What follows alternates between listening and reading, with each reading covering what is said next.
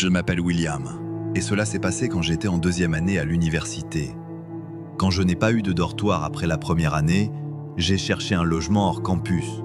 Pour faire court, j'ai fini dans une coopérative faisant partie d'une communauté de 3 maisons qui étaient en quelque sorte proches du campus, mais pas vraiment.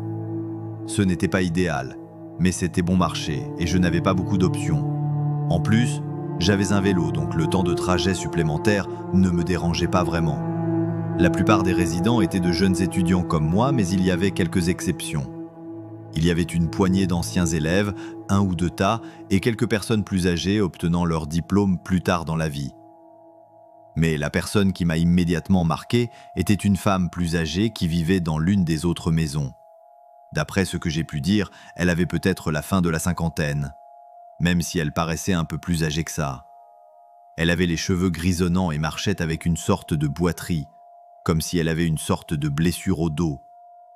Elle était très calme, et la plupart du temps gardée pour elle, et elle avait toujours cette expression vide sur son visage. J'ai supposé qu'elle avait une sorte de lien avec l'université, peut-être faculté, ou peut-être une ancienne élève. Mais personne ne m'a expliqué et je n'ai pas demandé la première fois que je l'ai vue faire quelque chose d'étrange. C'était dans notre cuisine commune, ce qui était un peu bizarre au début parce que les 2 autres maisons avaient leur propre cuisine, donc je ne savais pas pourquoi elle traînait là pendant des heures. Elle ne cuisinait pas ou ne mangeait pas ou même ne parlait à personne. Elle se tenait juste là pendant que le reste d'entre nous parlions et courions partout en préparant le dîner et en écoutant de la musique. Elle n'a pas essayé de se joindre à nous. Elle nous regardait juste d'un air absent. Je l'ai croisée dans les yeux à plusieurs reprises et une partie de moi a eu le sentiment qu'elle me regardait spécifiquement. Même si je savais que c'était peu probable, personne ne l'a reconnue. Ce que j'ai trouvé un peu bizarre aussi, peut-être qu'il savait quelque chose que j'ignorais. Plus tard dans la semaine, je faisais des devoirs dans ma chambre. Quand je l'ai revue, j'ai jeté un coup d'œil par la fenêtre de ma chambre et elle était là, à me regarder, comme si ce n'était pas assez étrange en soi. Elle n'était même pas sur le trottoir, mais plutôt au milieu de la rue. Il se faisait tard, et il faisait assez froid aussi. Donc, elle devait avoir froid dehors. Je ne pouvais pas dire si elle l'était.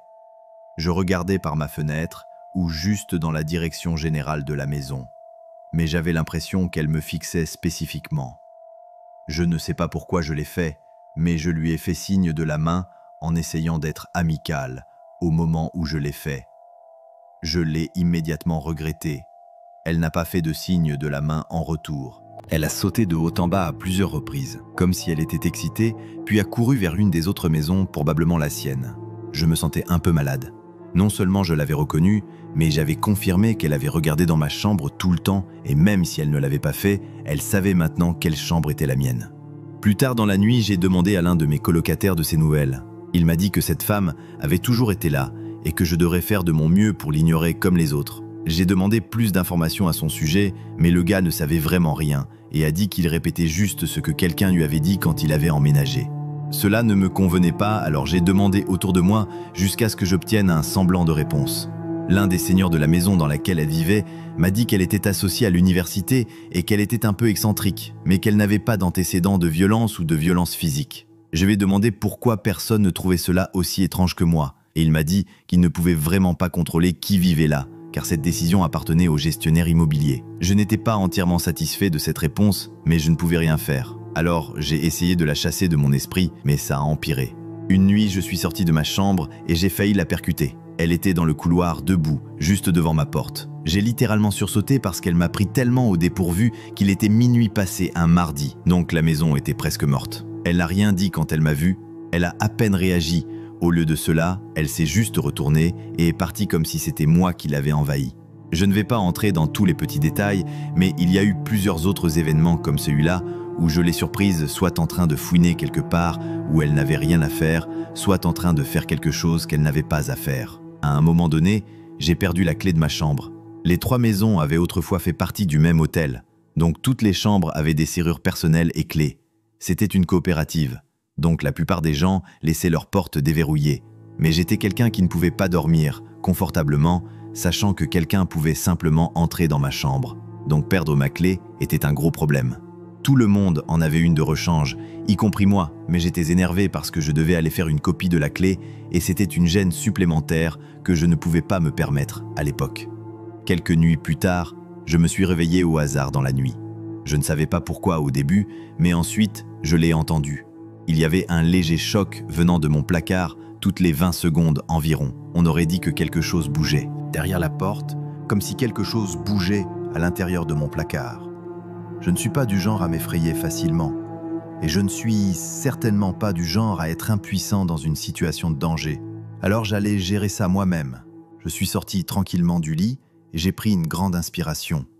Je me suis lentement dirigé vers le placard en essayant de garder ma respiration sous contrôle. Mon cœur battait dans un mouvement fluide. J'ai arraché la porte du placard et j'ai crié comme un fou juste au moment où je m'y attendais. La femme était là. Elle avait une de mes cravates enroulée autour de son cou et ses yeux étaient grands ouverts. Elle tenait un couteau de cuisine dans son autre main. Mon cri a dû la surprendre, car avant que je puisse réagir, elle s'est jetée sur moi avec le couteau tendu. J'ai crié à nouveau, mais celui-ci n'était pas faux, c'était un cri de pure peur. Je l'ai plaquée au sol et j'ai pu la désarmer assez facilement étant donné sa fragilité et sa petite taille. Cela n'a pas rendu la situation moins terrifiante. Cependant, elle a donné des coups de pied, s'est battue et a mordu pendant que je la plaquais au sol en hurlant tout le temps. J'ai crié « à l'aide !» et j'ai entendu des portes claquer, suivies de certains de mes colocataires courant dans le couloir. Mon ami Lee m'a immédiatement aidé à immobiliser la femme et nous deux l'avons maintenue coincée pendant que quelqu'un d'autre appelait la police. Le reste de la nuit était flou. La police est arrivée rapidement et l'a arrêtée sur place. À ce moment-là, elle avait arrêté de crier, mais elle a refusé de dire quoi que ce soit, non plus ce qui était extrêmement troublant. Les flics ont trouvé ma clé de chambre sur elle.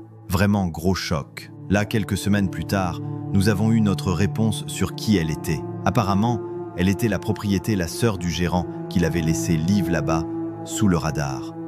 Elle avait de graves problèmes de santé mentale et au lieu de lui donner des soins appropriés, il l'avait simplement jetée dans une des chambres inoccupées. Je crois que le gérant de la propriété a finalement été arrêté pour négligence et un tas d'autres choses et à juste titre. Je lui en veux bien plus pour ce qui s'est passé qu'à elle.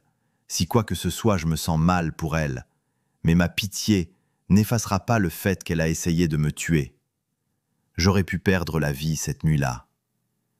Je n'ai aucune idée de pourquoi elle semblait si intéressée par moi en particulier. Mais j'espère seulement que rien de tel ne m'arrivera plus jamais. Je vais bientôt obtenir mon diplôme et je vais certainement rater l'université. Mais je ne pense pas que je pourrai un jour regarder en arrière sur mon temps ici, sans penser à cette nuit-là.